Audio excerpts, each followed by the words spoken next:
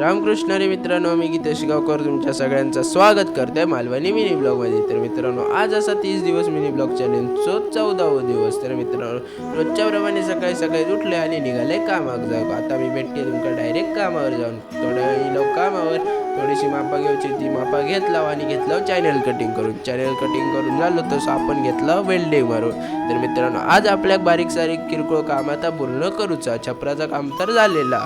तर मित्रांनो, थोड्या वेळाने निलो आपल्या नाश्ता करून घेतला आणि परत लागला आपण आपल्या कामात.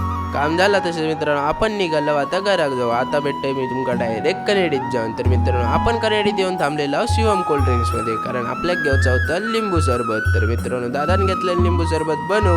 लिंबू सरबत घेतला, पियाला आणि निघालो घरात जाऊ. तर मित्रांनो, मी येऊन पोहोचलो थोड्या वेळानं घराकडे. तर मित्रांनो, आता मी भेटतोय तुमका संध्याकाळी, कारण संध्याकाळी आपण परत जाणार आहोत कामाक, कारण रवलेलं काम आपल्याला पूर्ण करूचा. जशी संध्याकाळ झाली तसं मी निघाले कामाक. थोड्या वेळ निघालं कामावर इलो आपण आता घेणार आहोत चॅनलची कटिंग करू. चॅनलची मापा घेतला आणि घेतलं कटिंग करू.